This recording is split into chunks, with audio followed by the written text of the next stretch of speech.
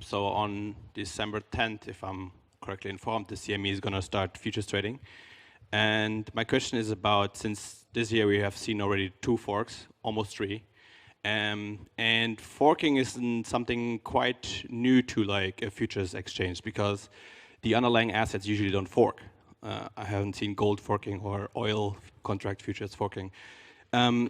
But the implications can be quite heavily, because for instance on BitMEX, when the minute before, since they said they're not gonna give when the futures close on December 31st, they're not gonna credit any 2x coins, and so the futures were trading way below spot price. And when the email was that the 2x hard fork was cancelled, was released, in like 5 minutes, that was like 15%. You could like easily profit from that.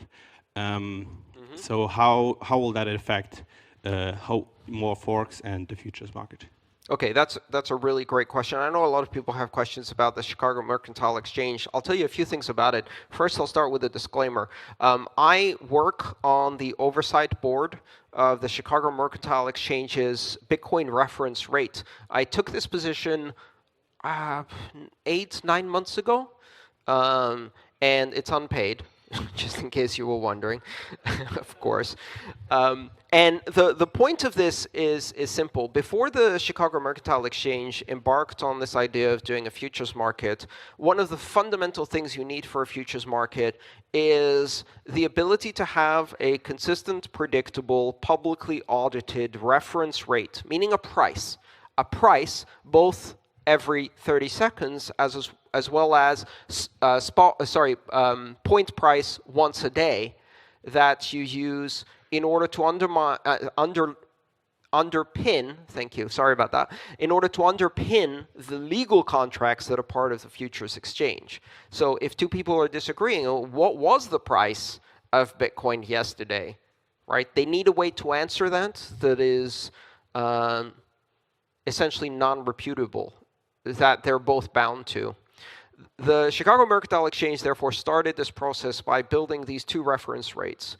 The Bitcoin reference real-time index, which is a spot price that updates, I think, every 30 seconds, is published on traditional trading feeds like Bloomberg and Reuters and things like that. That allows a trader anywhere in the world to answer the question, what is the Bitcoin price today, to a high degree of certainty. And the other one is a point price, which is every day at 2 p.m. Central. Which is based on the average of some amount of time, so it's a moving average, taken at a point in time that's considered the daily rate. The role of the Oversight Committee, and I'm sorry, this is a long disclaimer, but it gives you some context as to how these markets operate. The role of the Oversight Committee is to create and oversee the application of the rules regarding which exchanges are used to pull data about the current Bitcoin price. And we created rules in an open public consultation that involved not only publishing the minutes of all of our meetings with 3 independent experts that have nothing to do with the CME. I'm one of them, a professor at Imperial College is another, and one of the customers of the Chicago Mercantile Exchange is the third. We publish these rules, and among other things, simple things like, for example, you have to publish a price consistently and not stop publishing a price. You have to have trading fees. So we immediately excluded exchanges that did not have trading fees, that were trading 0 fees, because they can basically run bots that create fake volume. And out of these rules came that system. The part of the Chicago Mercantile Exchange that's doing the futures market is completely unrelated to this. I found out about it on Reddit. They didn't tell me in advance. They couldn't tell me in advance, in fact, because what we do is absolutely public and auditable. So I found out about it, and I think it's fascinating. I think it's inevitable. I think it was going to happen anyway.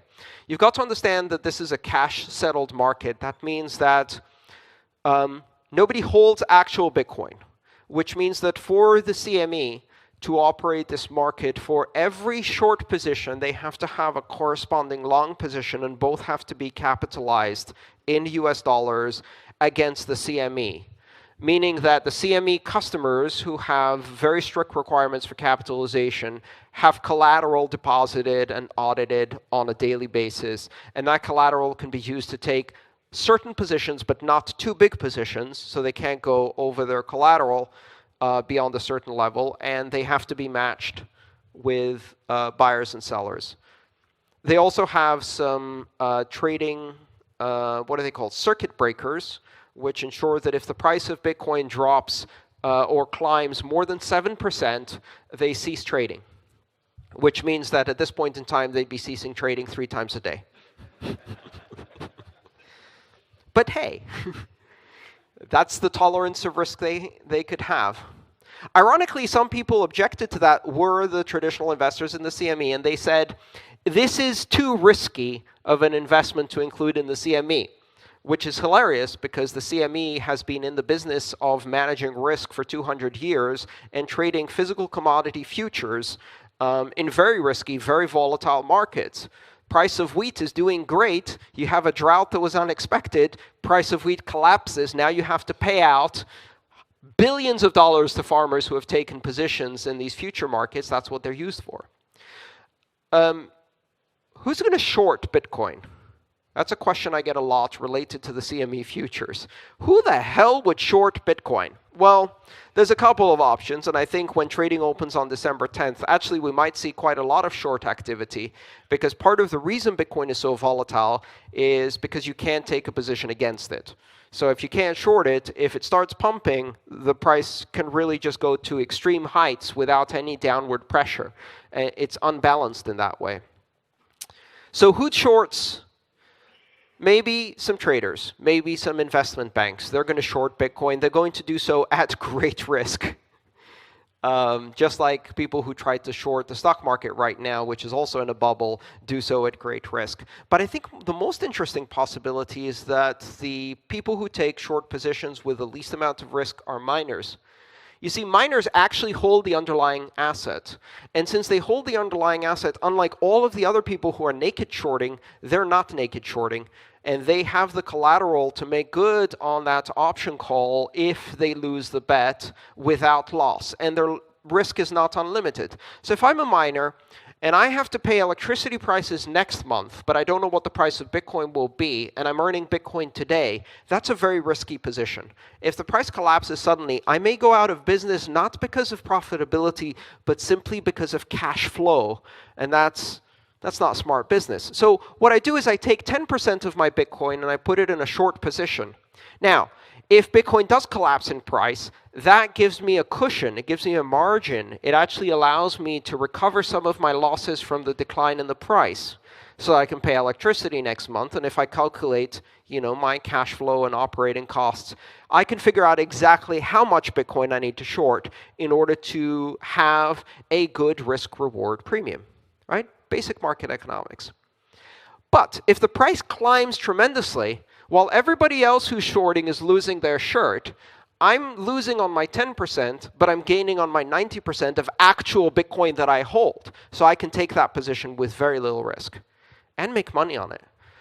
So I expect we're going to see miner participation in a big way in futures markets. Well-capitalized, properly managed futures markets. And, some people say, well, this brings legitimacy to Bitcoin. And as you may have known from watching some of my talks, I am uniquely allergic to the word legitimacy. It makes me want to vomit. When warmongering, war-profiteering bankers use the word legitimacy to criticize Bitcoin, that takes a lot of audacity. But in this case, I think it's important to recognize that the CME is not Wall Street. The Chicago Mercantile Exchange comes from a 200-year tradition of mercantilism.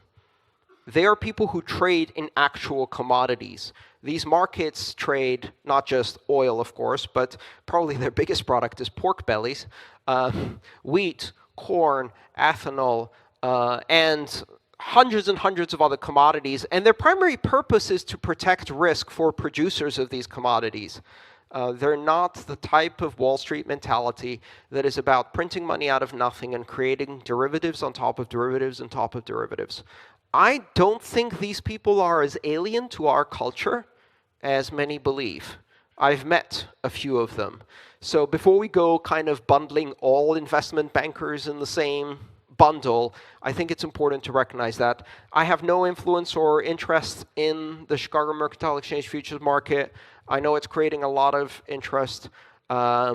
I think the period between December 10th and December 31st is going to be very, very exciting. 21 days of extreme excitement, because the most likely thing to happen is we're going to see a lot of volume. You think we have volume in Bitcoin now?